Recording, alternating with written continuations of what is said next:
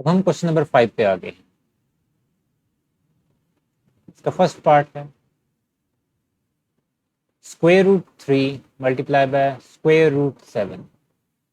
हमारे पास एक लॉ है कि हमारे पास अगर दो सेम रूट हों, जिस तरह अब ये दोनों ही स्क्वायर रूट हैं और बीच में साइन मल्टीप्लिकेशन का है, तो आप सपोज करें एक एक इधर ए है हमारे पास और इधर हमारे पास बी है मल्टीप्लाई हो रहा, तो हम क्या कर सकते हैं, एक ही स्क्वायर रूट के नीचे एक ही स्क्वायर रूट के साइड तले हम इन दोनों को मल्टीप्लाई कर सकते हैं।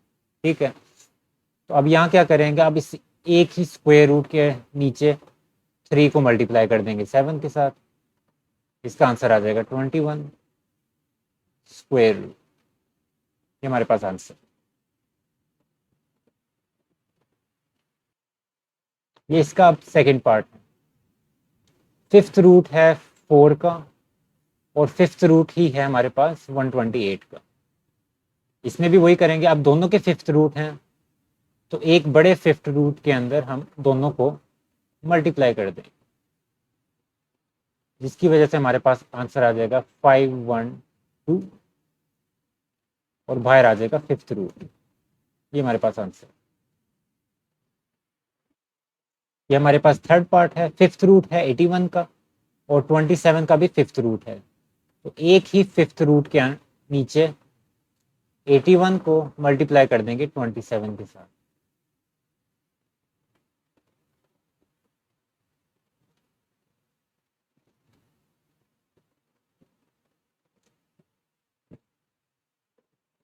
तो हमारे पास नीचे आंसर आ जाएगा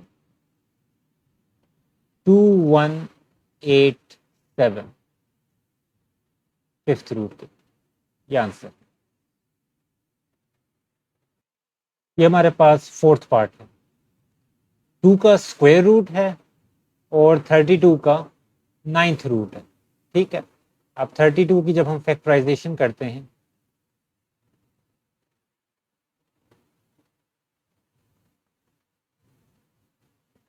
तो हमारे पास 5 दफ़ा 2 आता है।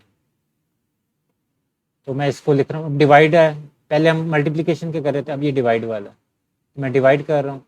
और 32 की जगह मैं क्या लिख दूंगा, 2 रेज टू द पावर 5, क्योंकि 5 दफ़ा मल्टीप्लाई करें 2 को तो 32 बनता है। तो बात तो एक ही है, इस तरह मैंने लिख दिया। अब आपको याद होगा मैंने बताया था कि जब स्क्वायर रूट होता है तो उसकी पावर क्या होती है, 1/2। ठीक हो गया। और इसी तरह ये इसकी पावर है 5, मल्टीप्लाई कर देंगे नाइन्थ रूट जब पावर होगी तो उसकी नाइन्थ रूट की पावर 1/9 होनी चाहिए। इस तरह स्क्वायर थर्ड क्यूब रूट की 1/3 होती है और स्क्वायर रूट की 1/2 होती है। तो अब नाइन्थ रूट है तो पावर हो जाएगी 1/9। इसको सॉल्व करें, 2 1/2 और 2 raise to the power 5/9।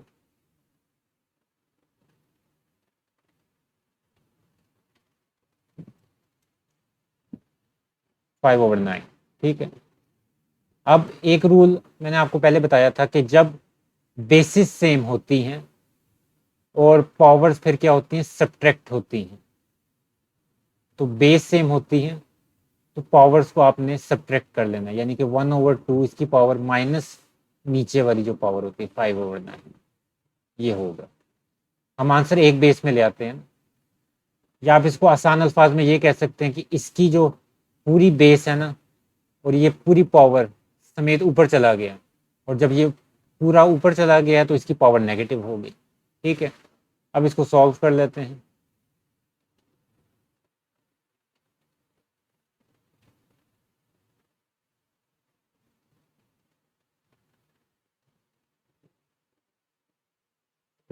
Eighteen ठीक हो गया, इसका आ जाएगा 18।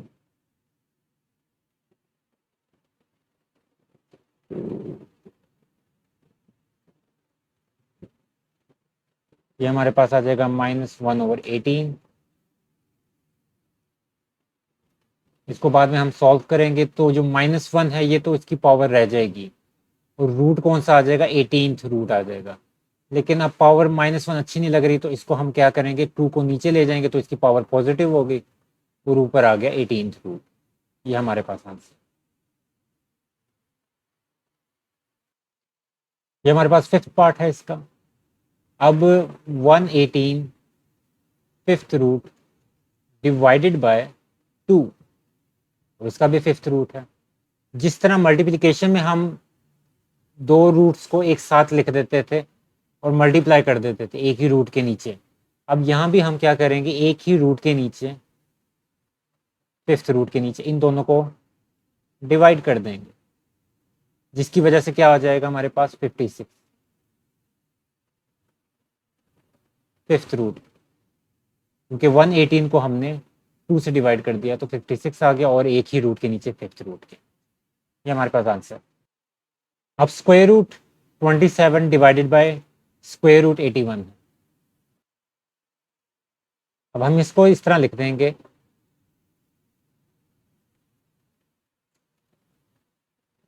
फिर एक ही स्क्वायर रूट के नीचे इनको आपस में देखते हैं कि ये किस एक टेबल में आते हैं। सबसे पहले मैं इसको करता हूँ 3 के टेबल से। 3 9s are 27 and 3 27s are 81, और उसके बाद इसको आपस में कट कर देते हैं। 9 1s are 9 and 9 3s are 27, यानी कि 1/3 हमारे पास आ गया, और यही हमारे पास आंसर। या इसको अगर आप थोड़ा सा चेंज भी करना चाहते हैं तो आप ये कह सकते हैं कि क्योंकि 1 का स्क्वायर रूट इस तरह होता है और 3 का स्क्वायर रूट इस तरह होता है, दोबारा मैंने स्क्वायर रूट अलग कर दिए, और 1 का स्क्वायर रूट यानी कि 1 को 1 से मल्टीप्लाई करेंगे तो 1 आता है ना, तो इस तरह लिख दें, और नीचे आप इसको इस तरह लिख। ये भी एक फॉर्म आप दिखा सकते हैं अपने एग्जामिनर को, दोनों ही बिल्कुल ठीक। अब a 1/4 multiply bye a 2/3, basis same है तो पावर्स क्या होता है, मल्टीप्लाई होती है। सॉरी, बेसिस सेम है और ये आपस में मल्टीप्लाई हो रहा है तो पावर्स क्या होती हैं, ऐड होती हैं। 1/4 प्लस 2/3, और इसी तरह अगर बेसिस सेम होती और ये आपस में डिवाइड हो रहे होते, ठीक है, तो फिर इनकी पावर्स ने सब्ट्रैक्ट होना था। अगर इन केस डिवाइड होते तो डिवाइड होंगे और बेसिस सेम है तो सब्ट्रैक्ट होंगे, मल्टीप्लाई होंगे बेसिस सेम है तो ऐड होंगी इनकी पावर्स।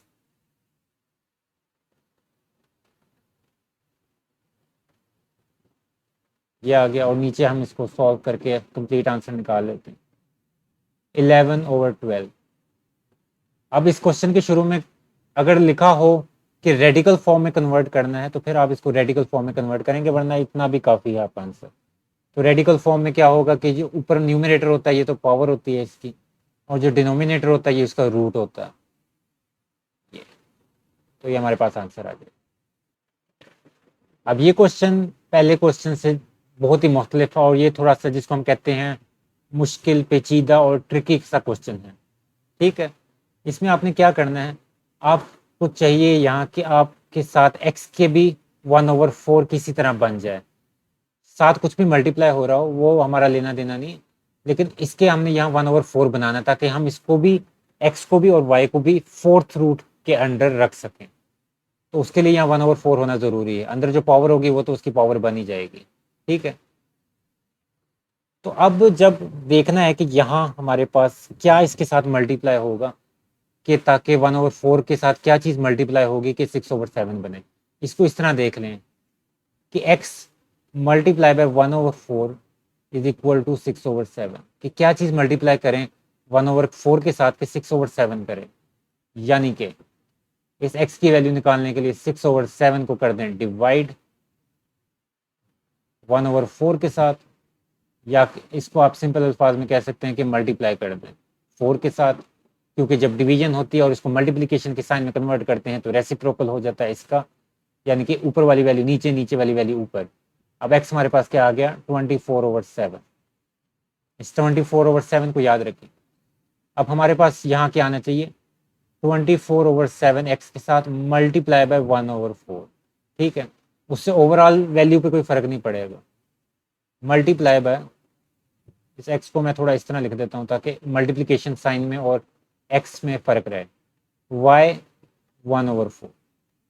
अब 1/4 1/4 ये होता क्या है असल में, मैं इसको x को लिख सकता हूँ फोर्थ रूट में, और अंदर x की जो ये चीज़ है ना, ये इसकी पावर बन जाएगी, और ये जो है उसका रूट बन चुका है, ये देखें,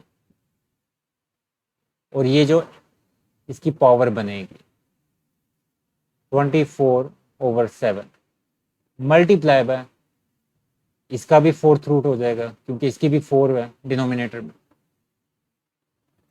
और अब क्या करेंगे, नेक्स्ट स्टेप में इन दोनों को एक ही रूट के नीचे हम लिख देंगे, x 24/7 मल्टीप्लाई बाय y, और इसकी तो पावर 1 है तो वो लिखने की जरूरत नहीं, ये हमारे पास आंसर।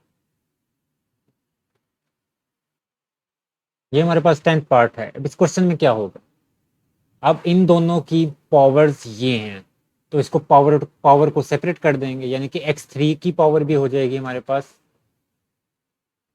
1/2, y स्क्वायर की पावर भी हो जाएगी 1/2। सेंटर में मल्टीप्लिकेशन का साइन, इसके साथ भी हम यही करेंगे कि x3 की पावर हो जाएगी -1/3, क्योंकि इसकी पावर -1/3 है ना, तो इसके हिसाब से हम कर रहे हैं। और y3 की पावर क्या हो जाएगी -1/2। दोनों की पावर सेपरेट कर दी। बेसिस है ना, जिस तरह मैंने को पिछले क्वेश्चंस में बता रहा था कि ये बेसिस है, बेसिस की पावर सेपरेट की जाती है, तो इसकी पावर भी ये, इसकी पावर भी ये। इसी तरह ये बेस अलग है, इसकी पावर भी ये, और इस वाली बेस की पावर भी।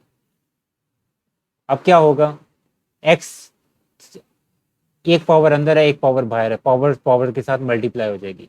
3 को 1/2 के साथ मल्टीप्लाई करें तो 3/2 आता है, 2 को 1/2 के साथ मल्टीप्लाई करें 1 आता है, और 1 पावर हम लिखते नहीं, ठीक है, बीच में मल्टीप्लिकेशन का साइन।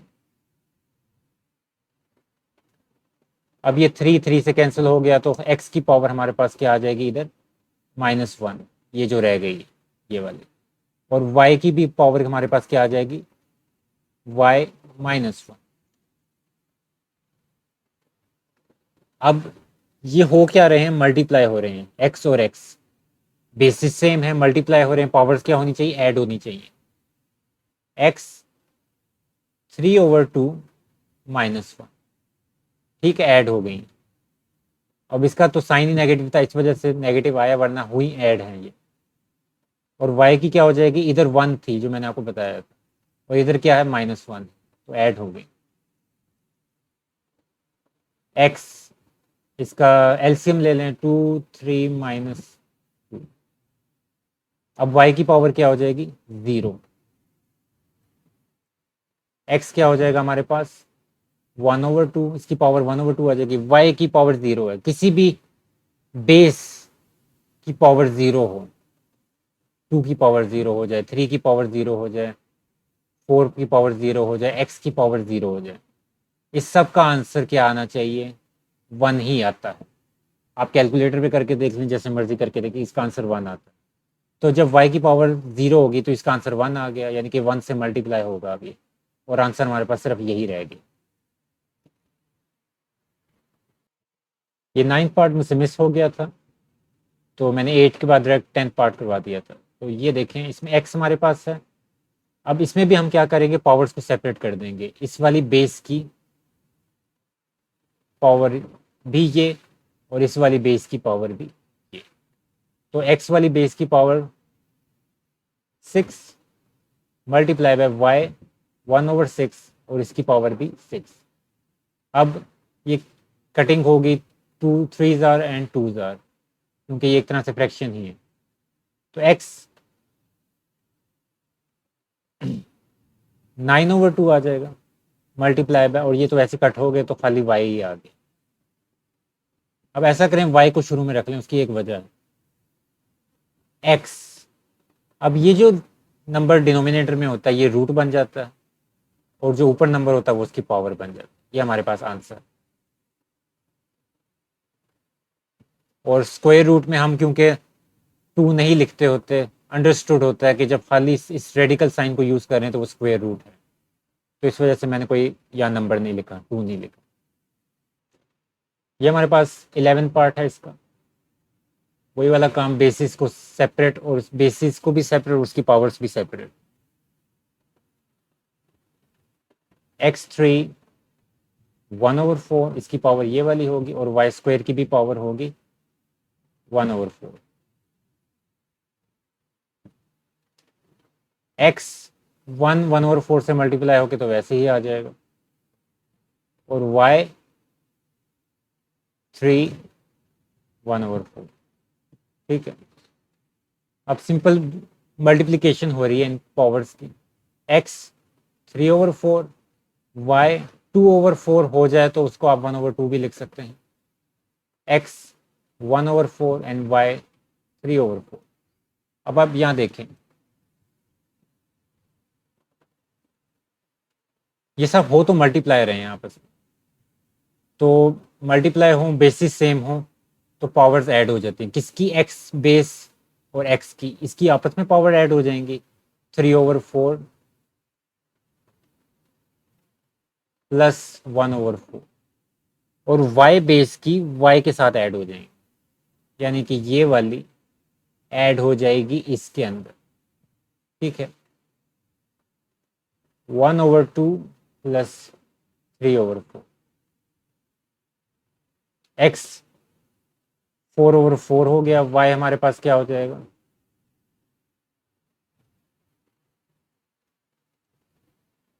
इसका एलसीएम लेते हैं, 2 + 3, और 4/4 क्या होता है? वो तो 1 नहीं होता, तो एक्स खाली ऐसे ही आ जाएगा। वाई हमारे पास आ जाएगा 5/4। इसको हम लिख सकते हैं एक्स, और जो वाई है, ये जिसका डिनोमिनेटर है, ये इसका रूट बन जाएगा, और इसका जो न्यूमरेटर है, फ्रैक्शन का ऊपर वाला हिस्सा, ये इसकी पावर बन जाएगी। ये हमारे पास आंसर है। ये हमारे पास नेक्स्ट क्वेश्चन है, और सेकंड लास्ट पार्ट। इसमें भी हम बेसिस को सबसे पहले सेपरेट कर देते हैं। 1/4 multiply by -1/2, b 1/3 multiply by -1/2। इनकी पावर्स लिख दी है मैंने, और डिवाइड के लिए मैं यहाँ फ्रैक्शन की सूरत में लिखना पसंद करूँगा। A 1/3 multiply by -5, b 1/4 multiply by -5। ये दोनों पावर्स इसकी थी, और -1/2 इसकी थी। ठीक है, अब हम क्या करेंगे, इनको मल्टीप्लाई करके देखेंगे क्या आता है। ए -1/8, इन दो फ्रैक्शंस को मल्टीप्लाई करने से हमारे पास आया। बी -1/6, इन दो फ्रैक्शंस को मल्टीप्लाई करने से आया, और ये पावर्स हैं और फ्रैक्शंस की फॉर्म में। इनको मल्टीप्लाई करने से क्या आएगा? -5/3, बी -5/4, ये आ गया। अब ये देखें, सिर्फ इसको देखें, बेसिस सेम है और डिवाइड हो रहे हैं, तो पावर्स क्या होती हैं? सब्ट्रैक्ट होती हैं।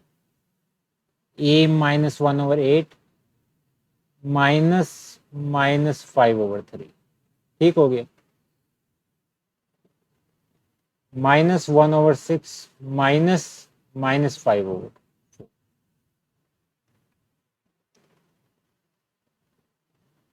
तो ये अलग होगी और ये अलग होगी। -1/8, माइनस माइनस क्या हो जाता है? प्लस होता है, 5/3। -1/6 प्लस 5/4।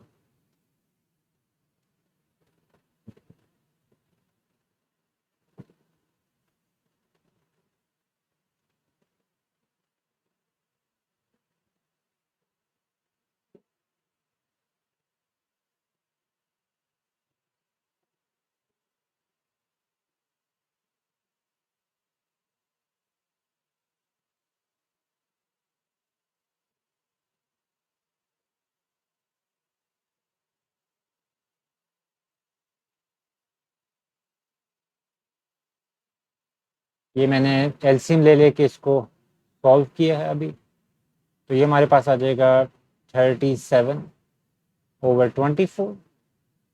बी हमारे पास आ जाएगा 26/24।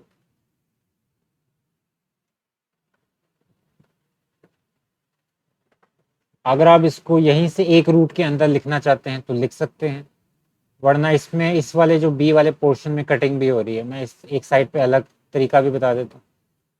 अब यहाँ क्या हो जाएगा कि ऊपर वाला नंबर पावर बन जाती है, नीचे वाला नंबर इसका रूट बन जाता है। इसके साथ भी यही होगा, नीचे वाला नंबर इसका रूट बन गया, ऊपर वाला नंबर पावर बन गई। और इसके बाद इसको एक रूट के नीचे लिख देंगे 37 बी 26, और ये हमारे पास 24th रूट के नीचे आ गई। ये एक तरीका है। दूसरा तरीका है कि आप ए 37/24 लिखें और बी वाला जो पार्ट है ना, इसमें आप कटिंग कर लें, दोनों को 2 से डिवाइड कर लें। क्या हो जाएगा, इधर आ जाएगा हमारे पास 13, नीचे हमारे पास क्या आ जाएगा 24, को जब 2 से डिवाइड करें 12 आ जाता है। ठीक है, इसको आप अलग से लिख दें, ए 37 और 24th रूट, और बी 13 और इसका रूट क्या है 12। ये हमारे पास आंसर, ये हमारे पास लास्ट पार्ट है, और इसके बाद हमारी 6.1 एक्सरसाइज ख़त्म हो जाएगी। तो इंशाल्लाह जल्दी ही 6.2 स्टार्ट करेंगे। बेसिस अलग अलग कर लें और इसकी पावर्स भी। 2 1/5 वाई क्यूब 1/5, दोनों की पावर्स ये, इसकी पावर ये, तो 1/3 मल्टीप्लाई बाय इसकी पावर 1/4 वाई स्क्वेयर और इसकी पावर 1/4। तो अब इसको मल्टीप्लाई करने से क्या आएगा 2/5, यहाँ हमारे पास आ जाएगा 3/5, यहाँ हमारे पास आ जाएगा 1/12, क्योंकि 1/3 और 1/4 को आपस में मल्टीप्लाई करें तो 1/12 आता है। और यहाँ हमारे पास आना चाहिए 2/4, लेकिन इसको मैं साथ ही मज़ीद सिंप्लीफाई करके इसको 1/2 लिख रहा हूँ। ठीक है, ये डॉट मल्टीप्लिकेशन के लिए होते हैं, याद रखें। मैं अक्सर जगहों पे नहीं लगा रहा, लेकिन आप समझ जाएं कि ये मल्टीप्लाई हो रहे हैं।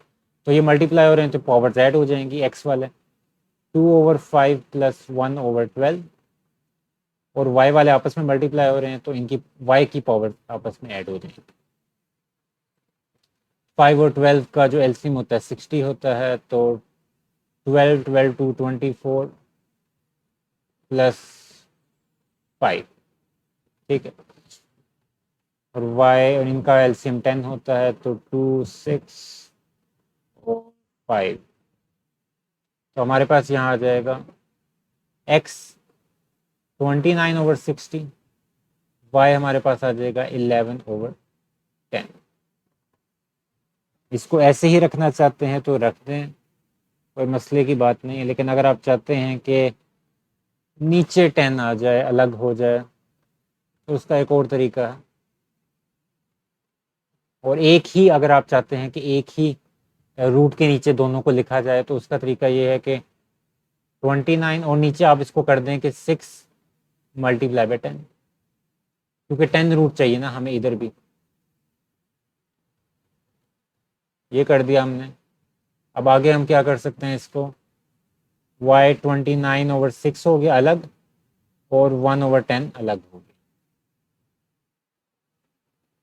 तो इसकी वजह से, सिर्फ इसकी वजह से मैं अब क्या कर सकता हूँ, x को मैं लिख सकता हूँ 10th रूट के नीचे, और इसकी पावर क्या हो जाएगी 29/6। इसको मैं लिख सकता हूँ, इसको भी लिख सकता हूँ 10th रूट के नीचे, और इसकी पावर क्या हो जाएगी 11। और फाइनली मैं इन दोनों को एक रूट के नीचे 10 रूट के नीचे लिख रहा हूँ, x 29/6 y 11। आपको एक बात याद दिला दूं कि आंसर हमारा यहाँ तक भी ठीक है, क्योंकि इस क्वेश्चन में कुछ डिस्क्राइब नहीं किया हुआ, उन्होंने कहा सिर्फ सिंप्लीफाई करना है। तो जहाँ तक हमारा आंसर आ जाता है वहाँ तक रखें। फॉर्म चेंज करना वो कोई कंपलसरी नहीं है, ज़रूरी नहीं है।